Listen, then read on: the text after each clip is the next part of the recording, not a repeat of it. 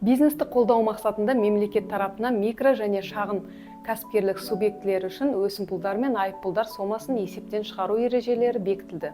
Бұл шара қарыз жүктемесін азайтуға және негізгі салық берешегін ерікті түрде өтеуді ынталандыруға бағытталған.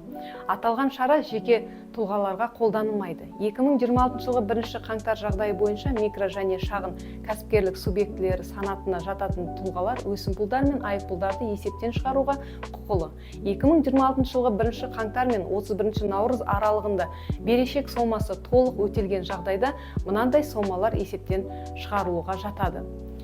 2026 жылғы 1 қаңтардағы жағдай бойынша дербес шотта тіркелген өсімпұл, 2026 жылғы 1 қаңтардан бастап төленген күнге дейін берешек сомасы есептелген өсімпұл, салықтық құқық бұзушылықтар үшін салынған және 2026 жылғы 1 қаңтардағы жағдай бойынша есептелген айыппұлдар, 2026 жылғы 1 қаңтар жағдайы бойынша төлеу мерзімі белгіленген міндеттемелерді мерзімінен бұрын орындау кезіндегі өсімпұлдар мен айыппұлдар, қосылған құн салығы бойынша есепке тұрмаған үшін айыппұлдар, 2026 жылғы 1 қаңтарға дейін жасалған айналымдар бойынша.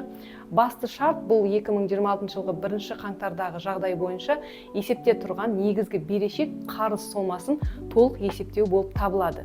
Негізгі қарыз өтелмеген жағдайда өсімпұлдар мен айыппұлдарды есептен шығару жүргізілмейді. Көп жағдайда есептен шығару дербес шоттарға жүргізілген түгендеу қорытындысы бойынша автоматты түрде жүзеге асырылады. Өтініш тек міндеттемелерді мерзімнен бұрын орындау кезінде қажет. Мысалы, төлеу мерзімі өзгертілгенде кейінге қалдыру, бөліп төлеу бойынша және де оңалту және банкроттық рәсімдері кезінде.